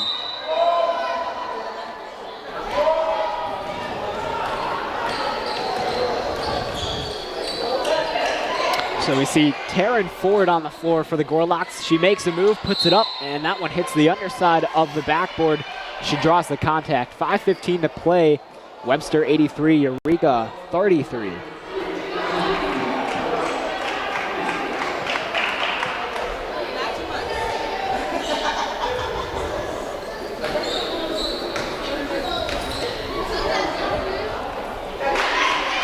Knocks down the first attempt. Ford, who has 13 points in her last 5 games for the Gorlocks. She will go 1 for 2 at the line. Bowman with the board, and here comes Collins and the Red Devils.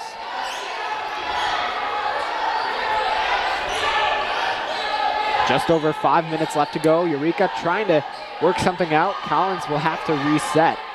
Brown, top of the key. That pass is deflected, and that will be an easy bucket for Addison Price. Their defense just does not give up. We are here in the fourth quarter, and they are still acting like it is a tied ball game.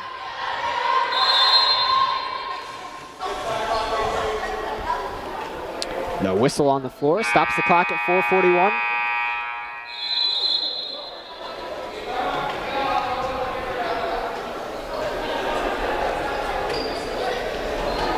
And a timeout taken here. Webster up 86-33. Drew, I'll tell you what, when I was at MUW and I was broadcasting, I always love it there because they set you, or they sit you right at the scores table. And as I'm sure you know, sometimes you hear things that you don't think you'd usually hear. It's pretty interesting. It's almost like a different perspective. It is a different perspective. Yeah, it definitely feels like you're a part of the action for sure. And you know, obviously this game hasn't been going the way we had hoped, but if you are familiar with one of the sponsors that we always announce on the radio, Potter Rentals, owned by Iridium Barb Potters. It was their grandson Jake Potter's senior night last night for him and the men's volleyball squad as they took on Maranatha Baptist. Jake had a really good game, and men's volleyball for Eureka ended up getting the sweep, so it was obviously fun to call that game and obviously see how relaxed and loose and hyped the men's volleyball team can get. Yeah, they're 13-1 right now, which has been the best start we've seen from an athletic program here at Eureka in quite some time. Bounce pass to Collins at the rim, and she finds some space to knock down the 2 points. Red Devils have 35. You have to appreciate, even though they're down by 51, you just have to appreciate that, Collins is still giving 110% effort, fighting through the contact. Puts her at 18 points.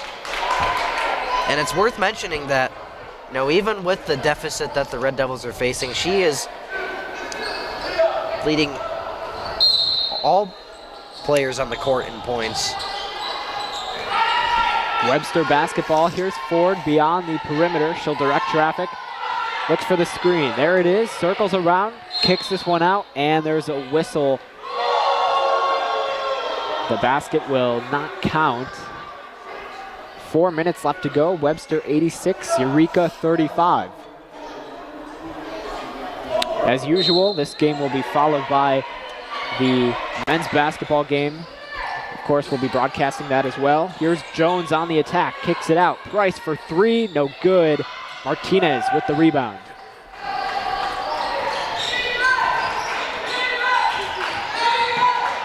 Webster continuing to apply pressure. Martinez able to stay in touch. Here comes Brown on the attack, stops her feet, spins around, and the Red Devils will reset.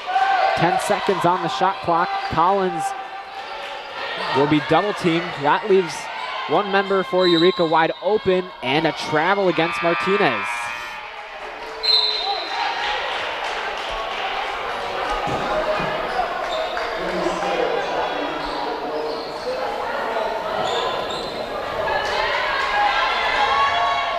So it'll be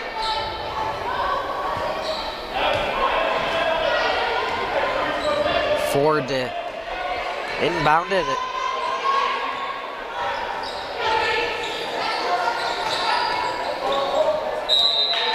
Campbell loses it. 3:12 left to go. So Drew, when is the first varsity baseball game? First varsity baseball game, to my knowledge, is in Rockford, Illinois on February 28th. And actually our JV squad recently had a game at Heartland College against Highland College, Community College, and man, I tell you what, that is probably the, not just junior college, but that is probably the nicest college baseball field that I've gotten to see. I was gonna say, when I saw the pictures, I saw the stands around the entire stadium, I was surprised that a Division III school like Eureka doesn't usually get those chances. But I mean, you guys have played at ISU before, right? I think.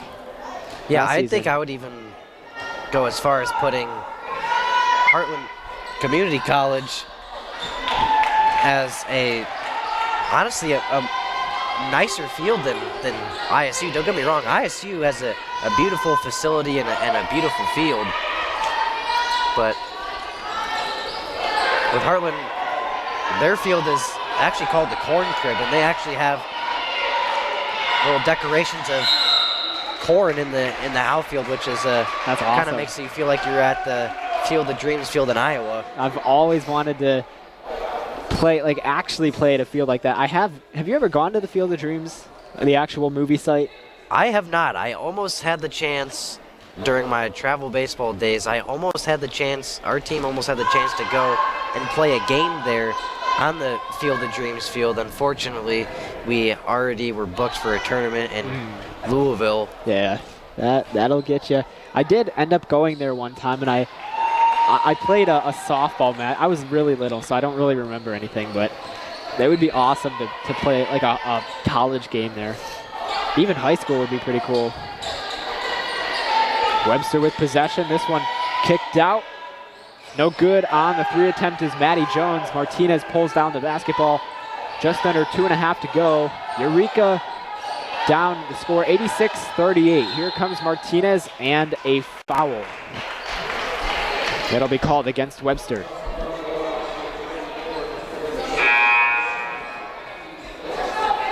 Another substitution for the Gorlocks, as It'll be Kaylin Stagard to check into the game, sophomore from Oswego, Illinois. Martinez at the line, 2:18 left to go. Again, this broadcast will be followed by the Eureka men's basketball game against Webster. Webster, another very good program for the Gorlocks. I'm telling you, every single one of their programs is just really good. And you have to give credit to them. And I've always believed that if you're a school or club or organization that a lot of teams hate to play you, I think you almost have to take that as a sign of respect, because that means that you're doing your job right, because it's a well constructed and organized squad that you got going on for you. Yeah, definitely. I think what's even more important is the fact that Eureka needs to win. The men's team, they need to win these next 3 games here. Yeah, I was not able to go on the trip with you at Arkansas or Mississippi, but I did follow the games a little bit, and it's definitely tough to see them lose 2 on the road trip. Really needed those games to try and sneak into that 6th spot in the tournament. They are still alive, and we'll touch on that. Tough fall for Collins. She's slow to get up. We'll touch on that more in the men's broadcast. Here's Webster at the basket, no good. Offensive board obtained by the Gorlocks. Again, Jones for 3. This time she gets it to fall. Webster surpasses 90 points. And there's a whistle. I believe there was a foul. Not exactly sure what's going on. Might have been against the Gorlocks, as I see head coach Jordan Olafson kind of shaking his head. And I think they got charged with the technical. Oh, wow, So yeah. you see Collins going to the line to shoot her free throw.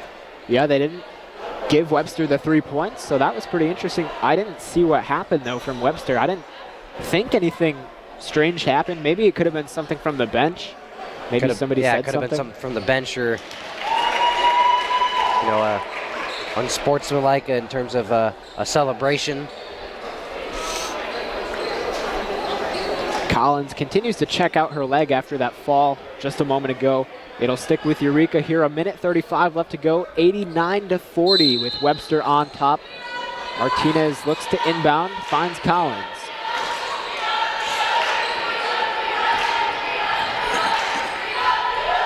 Collins makes a move inside the perimeter, spins around over to Newton, who drives baseline, picks up her dribble. Martinez with possession, fires from behind the arc, no good. That one tipped out, and a foul against Eureka, I believe.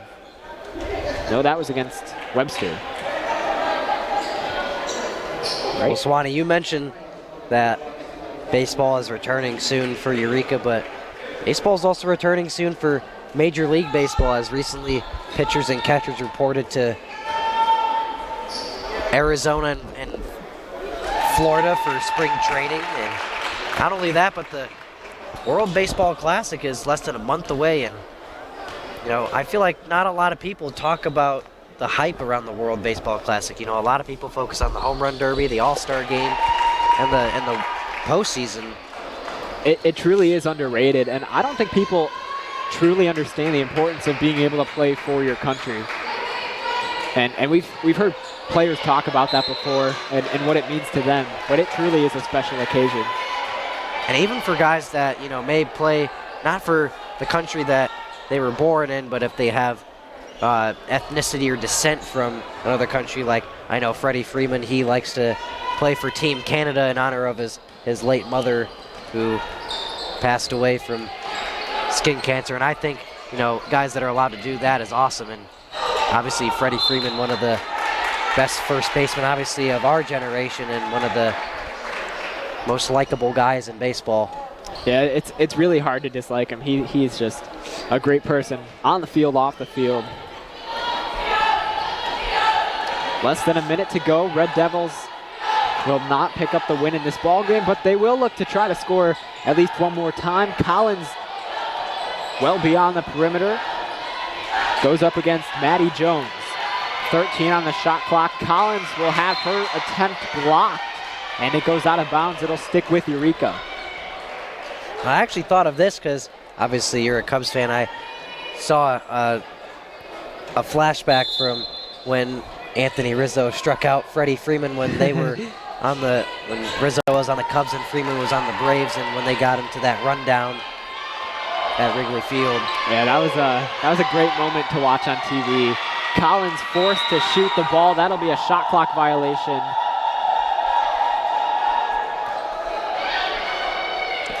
Yeah, and it made what made the moment even more special for me as a Cubs fan watching at home was that my cousin, who is a Braves fan, I got to have that laugh against him as well. So,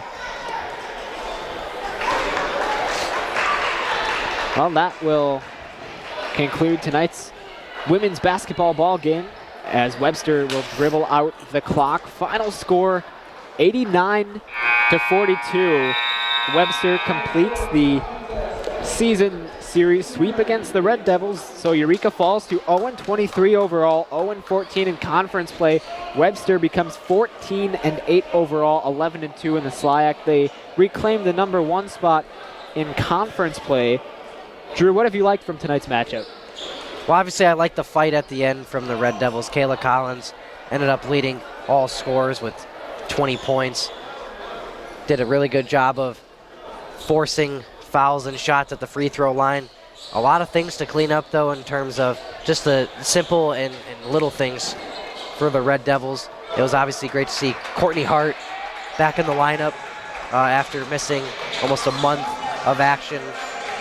Obviously, I'm hopeful, and that she'll be able to get back into the swing of things, and she'll kind of be like her old self when she had broken the program record for rebounds. But other than that, it was a really good fight, and it was a good effort from the Red Devils, considering that the Gorlocks are one of the best teams in Division III basketball. That's right. So Webster with the W. That is all that we have for you. Our next broadcast of Eureka College basketball will be tonight when Eureka hosts Webster University. You can watch that broadcast right here on ECTV. Coverage begins in about 30 minutes. Live from the City Blue Technologies broadcast booth, Eureka College basketball is made possible by City Blue Technologies, a leading Epson dealer serving Central Illinois.